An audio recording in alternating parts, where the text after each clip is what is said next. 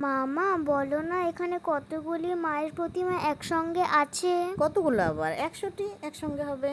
না, হলো না। 200টি, হলো না। 300টি। হ্যাঁ। হ্যালো বন্ধুরা, welcome back to my channel. কেমন আছো তোমরা সবাই? আশা করছি তোমরা ভালোই আছো। হ্যাঁ, আমরাও ভালো আছি। আজ আমরা চলে গেছিলাম প্রতিমা তৈরির কারখানায়। দুদিন আগে আমি পাপাকে বলেছিলাম ঠাকুরের প্রতিমা কোথায় তৈরি হয়। পাপা বলেছিল প্রতিমা তৈরি হয় প্রতিমা তৈরির কারখানায়, সানডে বিকেলে তোমাকে নিয়ে যাব। আজ সানডে আমরা যাচ্ছি প্রতিমা তৈরির কারখানায়। আর যেতে যেতে কলেজ পাড়ার পুজো মণ্ডপটা দেখে নিলাম। পুজোর সময় এত ভিড় হয় যে ভালো করে দেখাই যায় না। আমরা অবশ্য ভিড় ঠেলে দেখতে যাই না। আমার তো ভিড় ঠেলে দেখতেই মজা হয়।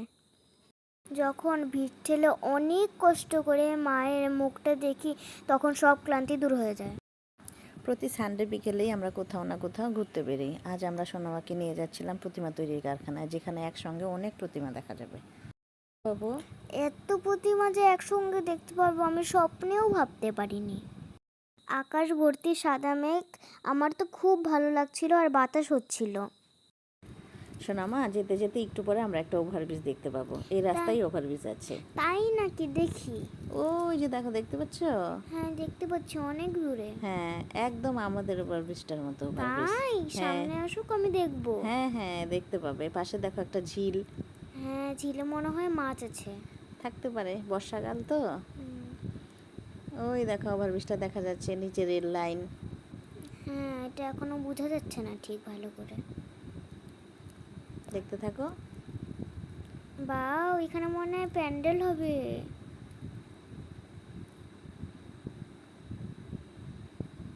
আকাশে কি সুন্দর পেঁজা তুলোর মতো মেঘ, ঠান্ডা হাওয়া। সবার মজা হচ্ছে। এই যে ওভারব্রিজটা চলে এসেছে, হ্যাঁ। দেখতে পাচ্ছ? হ্যাঁ, দেখতে পাচ্ছি। কেমন লাগছে? খুব সুন্দর। আমাদের ওভারব্রিজটার মতো না? হ্যাঁ, একদম সেম টু সেম। আমাদেরটা মনে হয় নকল করেছে। হ্যাঁ, একই রকম দুটো ওভারব্রিজ। হুম। দেখো পাশে সবই ধান ক্ষেত। হ্যাঁ, একদম সেম টু সেম। রাস্তার দুপাশের পরিবেশটা আমরা খুব সুন্দর দেখছিলাম। সবুজ ধান ক্ষেত, ফসল। এভাবেই দেখতে দেখতে আমরা চলে এলাম প্রতিমা তৈরির কারখানায়। এটা জটেশ্বরের লোকনাথ মৃৎ শিল্পালয়। এখান থেকে অনেক অনেক দূর পর্যন্ত অনেক অনেক ঠাকুর, মাটির প্রতিমা যায়। এখন তোমাদের আমরা অনেক অনেক অনেক অনেক অনেক ঠাকুর দেখাবো। তোমরা কল্পনাও করতে পারবে না এখানে কতগুলি ঠাকুর আছে। প্রথমে আমরা ভেবেছিলাম আমাদের ঢুকতে দিবে কিনা, দেখতে দিবে কিনা। তারপরে বাবা একটি শিল্পী আঙ্কেলকে জিজ্ঞাসা করলো, মায়ের প্রতিমা দেখতে পারি? আঙ্কেল বলল, নিশ্চয়ই নিশ্চয়ই।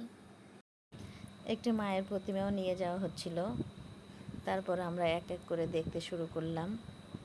আমরা ভাবতেই পারিনি একসঙ্গে এতগুলি মূর্তি দেখতে পাবো। দশমীতেও আমরা একসঙ্গে এতগুলি মূর্তি দেখিনি। মূর্তি যেন শেষই হচ্ছিল না।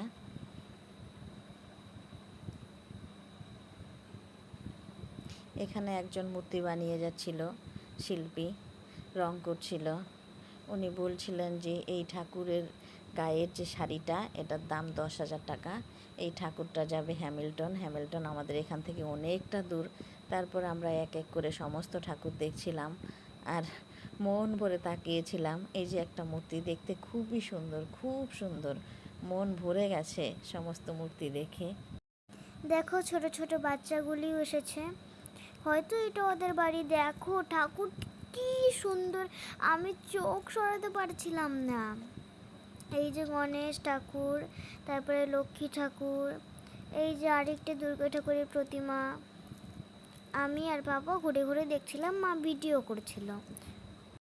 আমার এত মূর্তি দেখে তো মাথা ঘুরেই গেছিল। তোমার কি অবস্থা হয়েছিল সোনা মা? তো পুরো হাঁ হয়ে গেছিলাম, এত ঠাকুর যে থাকবে আমি কখনো ভাবিনি। এই যে কার্তিক ঠাকুর মশাই শার্ট না পরেই বসে আছে খালি গায়ে। এখানে পাশাপাশি পরপর দুটো কারখানা ছিল। প্রতিটা কারখানায় সারি সারি গলি ছিল। প্রতিটা গলিতে এইভাবেই সারি সারি করে মায়ের প্রতিমা সাজানো ছিল। এখানে 3-4 জন মৃৎশিল্পী তখনও কাজ করছিল। আমরা ভিতরে যাইনি। ফাঁকা ফাঁকা জায়গায় দাঁড়িয়ে থেকে দেখে এসেছি। এই যে মূর্তিটা কত সুন্দর দেখতে, আর সিংহটা কত ভয়ঙ্কর। এখানে দুটো ওষুধ ছিল। সোনামা, এখানে সিংহর হাড়টা কত ভয়ঙ্কর, তোমার ভয় লাগছে না? একদম খুব ভয় লাগছে, আমি তো রাতের বেলা দেখলে ভয়ই পেয়ে যাব। এখানে দুটো অসুর মনে হচ্ছে, দেখো তো সোনামা, দুটো অসুর না? হ্যাঁ, এখানে দুটো অসুর। মা দুর্গা তো একটা ত্রিশূল কি করে বধ করবে? একটা একটা করে বধ করবে। তারপর এক এক করে আমরা অনেক মূর্তি দেখে নিলাম, তোমরাও এক এক করে দেখে না। আমি যতটা পেরেছি ভিডিও করেছি, ভিতরটায় যাইনি, যদি হাত লেগে ভেঙে যায়। খুব সুন্দর ছিল মূর্তি, চোখ সরানো যাচ্ছিল না, মায়ের চোখগুলো থেকে খুব সুন্দর ছিল চোখ। দেখো বন্ধুরা, এই যে মায়ের শাড়ির উপরে কত সুন্দর ডিজাইন। এটার নাকি অনেক দাম, মায়ের শাড়িটার দামই নাকি নিয়েছে 10,000 টাকা।